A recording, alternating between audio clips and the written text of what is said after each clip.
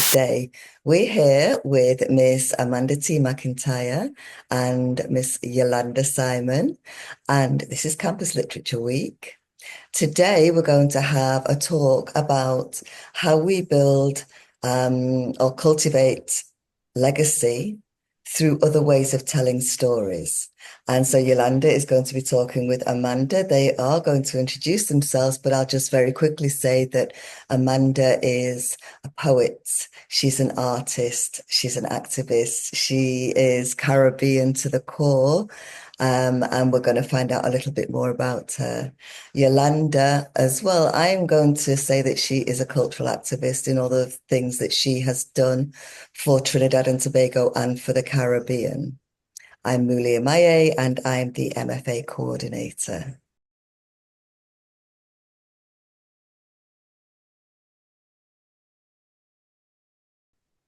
So, Amanda, tell us about yourself. Well, I am the creative director and lead designer at the Dolly Mass Visual and Performing Arts Company. This work came about after 15 years in Carnival, both as a performer as well as an administrator. And even in the early years of Carnival, I could see how my personal background influenced not just my attraction and specific attractions of various masquerades, but then how I proceeded in the years afterwards. So today I'm looking forward to just talking to the both of you more about that process and the practices that developed within it. Okay, thank you. Yolanda, I know that you have some questions for Amanda. Yeah, so hi, Amanda. Hi, Dr. Amaye. It's really wonderful to be here. I really wish, and I have to say this, that we could have done this in person, but I can feel you, I can see both of you, so it's just as fine. So to dive right in, Amanda, you know, Trinidad Carnival has just passed, and for this, yet again, you brought a band on Dolly Mass. So I guess for me and for others, what we would be interested in finding out is the thinking behind making mass. You started by saying you've been involved 15 years already, but specifically, I want to zero in on Dolly Mass per se, and how did that evolve? The first iteration of the Dolly Mac character came in 2020. And this was after what I think appropriately described as a sort of rupture in baby doll mass in Trinidad and Tobago at that time. I had been practicing baby doll for like about around 10 years by then. And and there was a serious breakdown in communication between myself and someone else who was attempting to play baby doll also.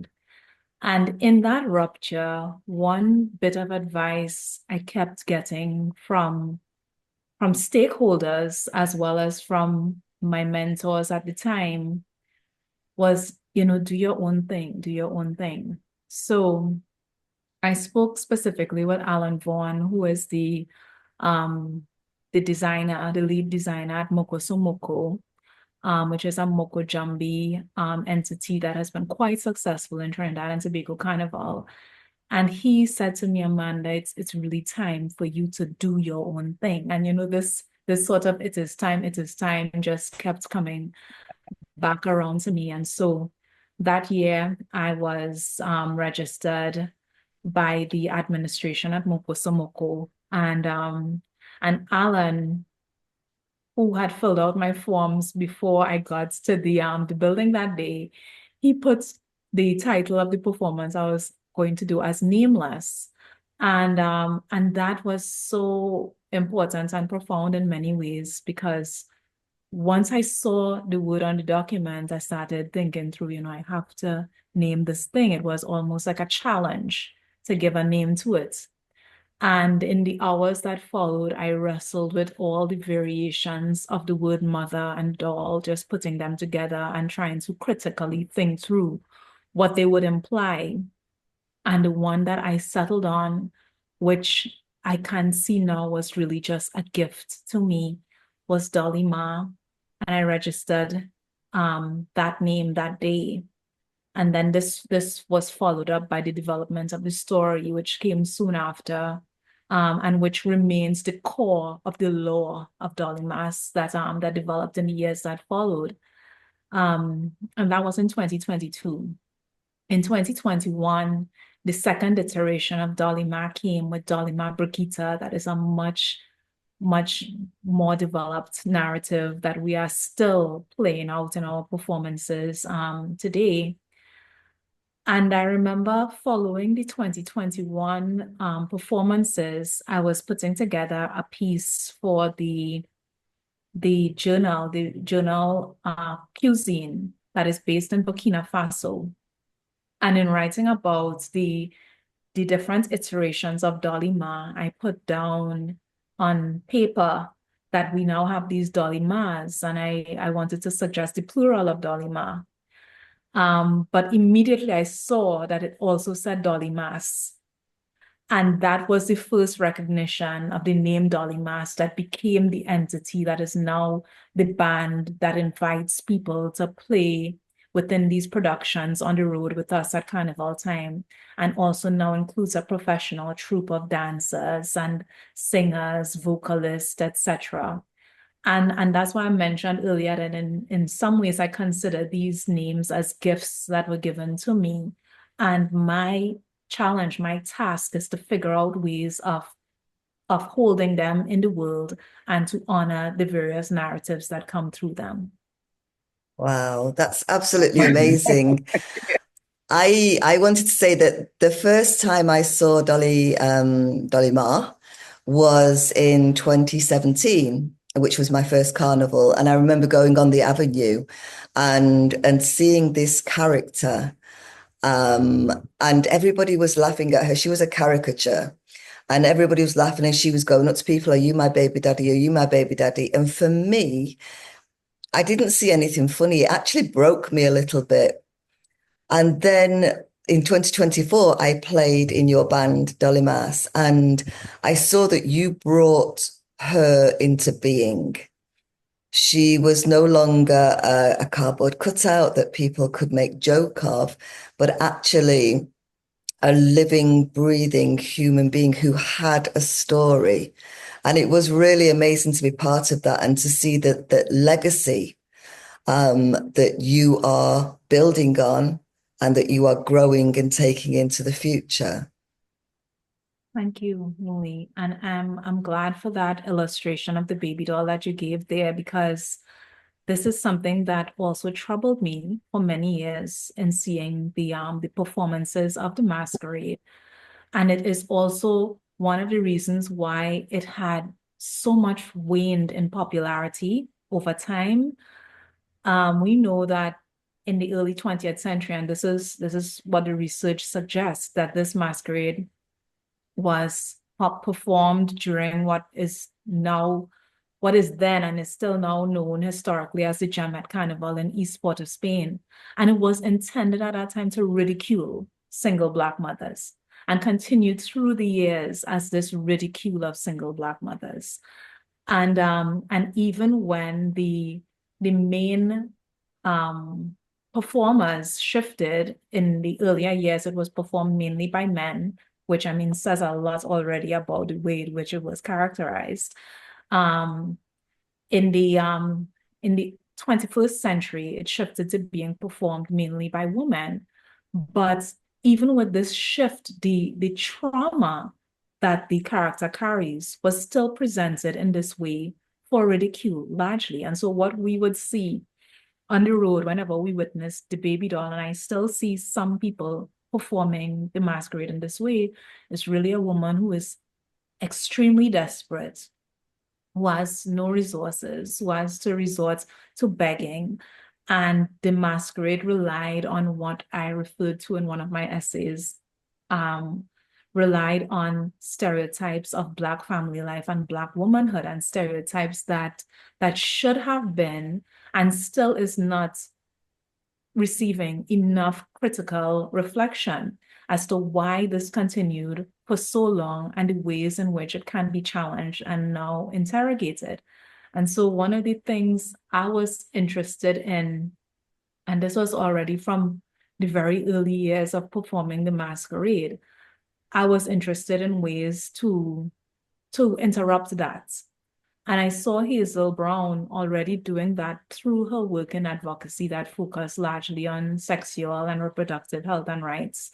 And that inspired me to, in some ways, in my own performances of the masquerade, revise these things that I had such a deep-seated issue with. And so I was determined that the doll that I present would not be begging or extorting, as one journalist in Trinidad and Tobago mentioned in her article for the Trinidad and Tobago Newsday.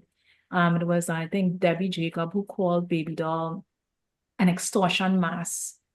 And things like that. I mean, if you have an artifact that means something to you, that is valuable to you, that you see great beauty and potential, and when you see things like that, it will of course hurt you in some ways. And if you have the access or agency to make some type of change with that, you will. And so by 2020 that's when I really started intentionally working on a revision for myself first of what the masquerade could be and would be in my performances. And then, of course, once Dolly Mass became an entity in Carnival and continues in that way now, inviting people to perform. And so now we have an entire troupe of people who perform this revision of the masquerade in which it is self-reliant and self-possessed and benevolent even. And I have seen also, especially in the last few years, how even outside of Dolly Mass, baby doll performances have been affected. So I was at Adam Smith Square for the traditional mass competition this year, and I could see the ways in which people have now adjusted the ways in which they perform the masquerade. And recently a scholar whom I had a conversation with told me that even when he visited the Cambule play this year, he could see how even the baby doll they present in that play has been revised in certain ways. And he attributes that, of course, to this current ethos of baby doll mass, for which Dolly Mass is a forerunner. Yeah, this is excellent, excellent. And I want to add to that before I roll right into my next question. Just like Dr. Amaye, through the years, I've been a masquerader a long, long time ago. I'm now more of an onlooker.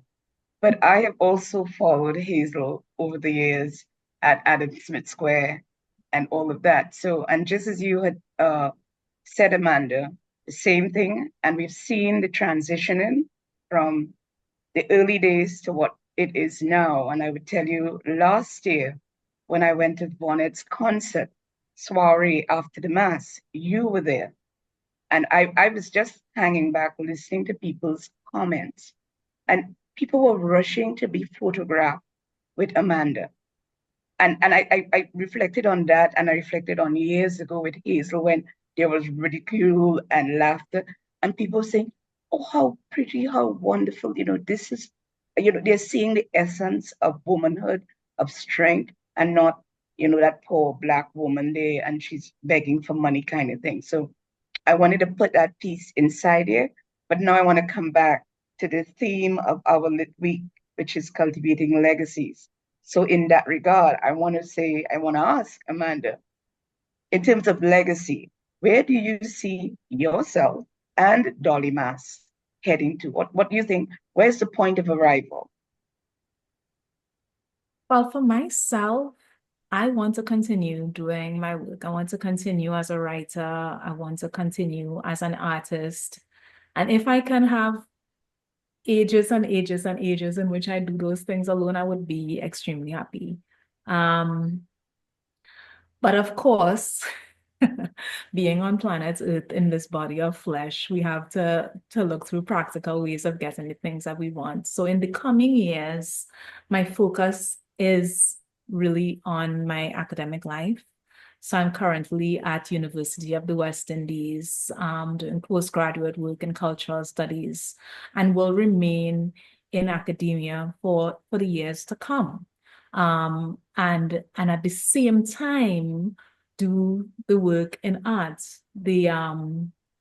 The creative direction of Dolly Mass takes up a lot of time. Apart from any physical activities that we do in the actual practice of making mass, that includes acquiring materials, making the designs, and this design practice that I have is a very traditional one: pen, pencil, paper, sit down and actually make the drawings.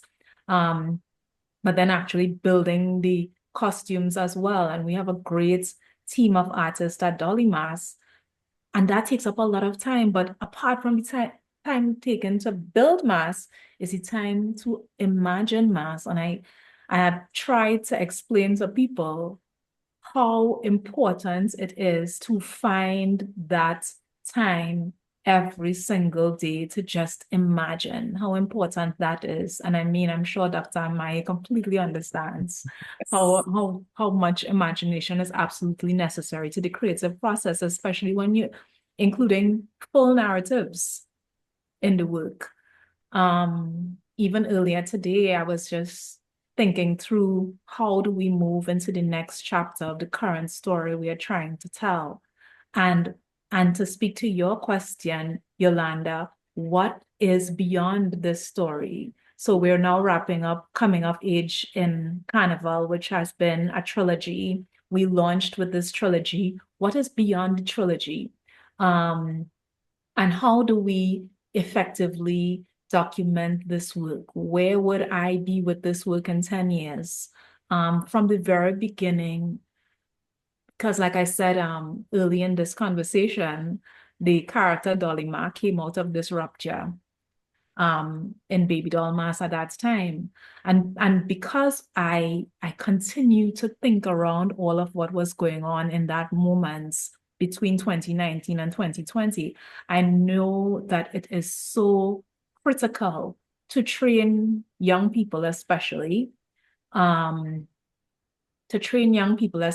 so that when I am older, for whatever reasons, if I am not even older, if I'm not available for whatever reason, that there are other people who know exactly what to do and can do it effectively and have the passion for doing it. So in 2023, when I was still away, I lived in China for 2 years. And when I was still there, we launched virtually the Dolly Mass Carnival Arts Workshops, in which we invited young people from secondary schools in Trinidad to participate. And at that time, we also had some individual entrants who were coming in via registration from their parents and not registrations from their schools. And it is in this way, in these last years, we've been training young people, and thus far we've had only girls, training young girls in this particular version of the Baby Doll Masquerade, training them in Dolly Mass. One of the most satisfying things that has ever happened to me came when one girl declared, "I am a contemporary Caribbean baby doll." And to just hear a young person not say, but say the full phrase and say it with such conviction, that meant so much to me. I thought even back then, yeah, this work is in solid hands. Like, they are not only making their speeches and putting together their costumes, and in many ways, those were their own designs. They weren't doing the practice in the same way as I was doing. They were doing what I would instead consider like an assemblage, but still very solid work. And it was through this program that the young girl who led our band last year and was back again this year, Talia Harris, she was part of that workshop. And later on in 2026, that role is going to be taken up by Iris Martin-Leasing, who is again a young girl who's been training in theater arts and dance and all of these things for many years. And so when I look at the future of Dolly Mass, these are the people I see. I see these young faces shining brightly. I see them at the front of the productions. I see that they are already perfectly articulating this word. I mean, I went to school for a long time and I'm still learning how to write.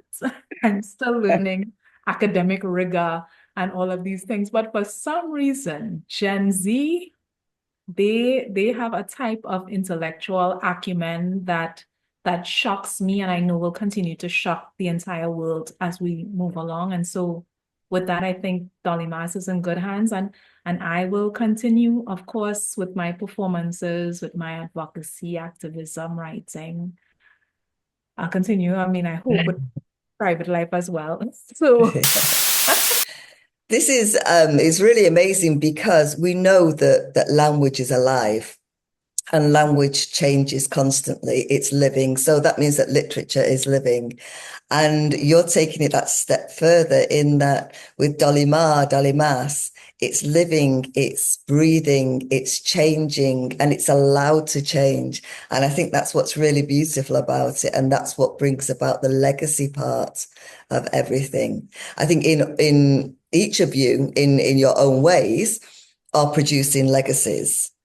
So, Yolanda, I know that you're writing a memoir. I know that you're an academic also, and the story that you are telling is something that people can grow from.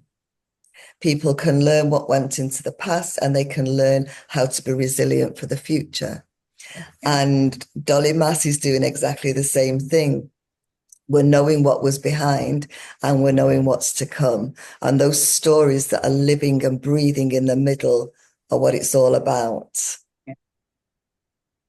Yeah, and I think, Amanda, you beautifully segued into what would have been my final question about mentorship, and you encapsulated that so beautifully. I think I'll have to step away from my onlooker status and jump into Dolly Mass next year. I would love that. I would love that. Yeah, I think I convinced a few people that we have to do this because I'm all excited now about next year. I would love that. I really appreciate it.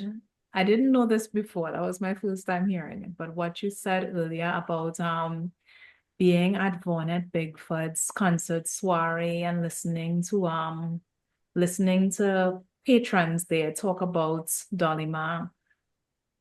This year, one person who played with the band told me about her experience on the road. She led the band. She was our queen, Jan Ralston. Mhm. And she played Dolly Mala Ren this year. Every year there are specific people whom I give the Dolly Ma title to. Mhm. Just decentering myself.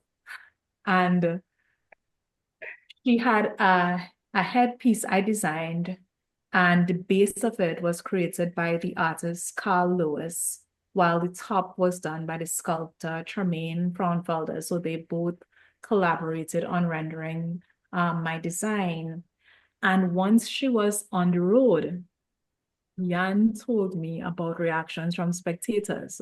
She said one person said, yes, woman with she own house. I love that. I love seeing women with their own things. And she said she had similar comments like this from several people. And I love that in terms of our storytelling, because, what we are using is a visual language. There is no point on the road at which I, Amanda T McIntyre, am going to stop to tell anybody in the audience, okay, so this is what the story is. I hope you understand. Not at all. But they are able to get it purely through one, the movement and gesture, of course, of the people who've come on board to be a part of the performance.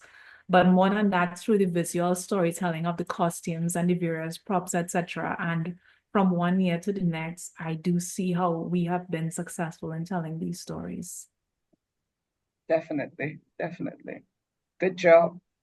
Thank you. Fantastic. I'm looking forward to you coming on board next year to tell stories with us, Yolanda. Hold me to it. Hold me to that. Dr. Amaye, it's over to you. Yeah, this has been really great. It's been illuminating. It's beautiful to see how stories evolve. I mean, we started with our stories being oral, Yeah. And now they've gone into, we write our stories, whether that's through poetry, through novels, through short stories, through flash fiction, any which way. And now the stories are being played out on the streets, crossing stages, letting people know what's happening. And it actually reminds me of the living newspapers. I don't know if you're aware of that, but back in communist times, the poor people would go and put on plays that would show stories that were going on in the world that people needed to know about.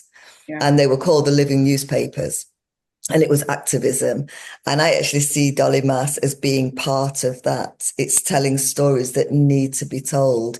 It's bringing it to the people on the street. I remember us being in Piccadilly and the young children coming and dancing with us and being part of Dolly Mass in 2024. And it was absolutely beautiful to see because it was their story, it was our story, it was all together. And I just think that you've really displayed today. You've really told us about how this is being built and what the legacies are. And I'd like to thank you. You're welcome. And I'm really happy to have been here to share these things as well.